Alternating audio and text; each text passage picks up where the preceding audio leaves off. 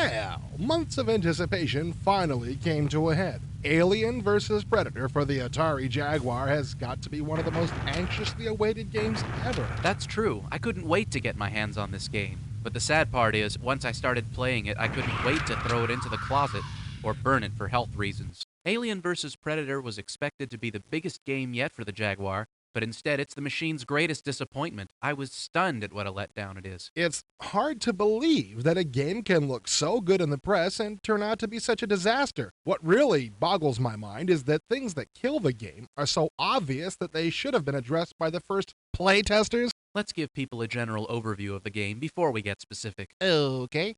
Alien vs. Predator is basically a simple first-person perspective shooter, like Doom or Wolfenstein 3D, which is already out for the Jag. It's divided into 3 scenarios which are played separately. This lets you play as a Marine, the Alien, or the Predator, and gives you a different goal for each character. As the Marine, you wake up from a break sentence to find out your ship is docked with Alien and Predator ships, and you're the last human alive. Your goal is to set your ship's auto-destruct device and escape in the last life pod. Naturally, you'll have to fight your way through dozens of hostile creatures. Along the way, you can pick up food and medical packs to boost your health, as well as different weapons to give you a better chance at survival.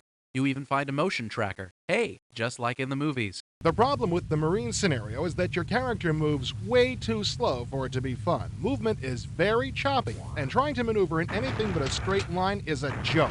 You can dodge left and right, but the much-needed run key is conspicuously absent. Not to mention the relative speed of the monsters.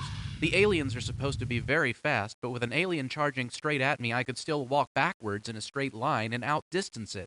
That makes no sense at all. The Predator segment plays in basically the same way as the Marine scenario. As a young, unproven Predator, you must find the alien queen, kill her, and bring her skull back to your ship as a trophy. You start out with just your fist, but you can acquire other weapons through honor points. I like the idea of the honor points. You gain honor points for killing when you're visible and lose them if you kill with invisibility turned on. That's really cool, and it gives the Predator its own personality in the game. And he moves better than the Marine, too, although he's still tough to maneuver well with. There's just one problem with playing as the Predator: seeing things. The screenshots we've been showing you aren't screwed up. That's really how this part of the game looks. Can you play a game through all that crap? No, and I wouldn't want to try for very long either. The Predator has different visual filters for various environments, but all they do in the game is change the color palette to these painful hues. It's hard to make out what's going on, and almost impossible to tell whether you're visible or invisible. So unless you're immune to headaches, don't even watch someone else playing this part. Which brings us to the aliens portion of the game. This is by far the best part of AVP. Your goal is to board the Predator ship and save your queen from getting scalped and bronzed. The alien moves nice and fast, and you have claw, tail, and bite attacks available from the start. Yeah, the alien is a lot more fun to play than the other characters. Instead of picking up health points, you extend your life by cocooning your victims. By attacking with the combination of claw, tail, claw, you can cocoon up to 3 creatures at a time to let yourself be reborn when you die. If life were only like that. Too bad that nice feature leads us straight to the alien segment's big problem. Each character's gotta have one, you know?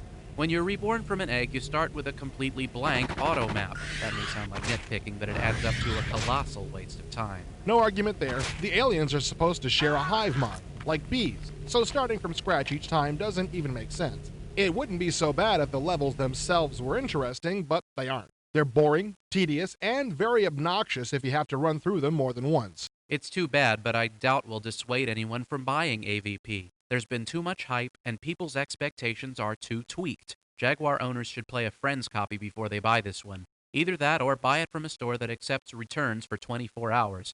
It shouldn't take anyone longer than that to see what a colossal disappointment AVP is. Point blank, Alien vs. Predator is bad. Troubling news to Jaguar owners. It was supposed to be the hit of the year, but it's crippled, frustrating, and boring. If you own a Jaguar, save your money for a real game.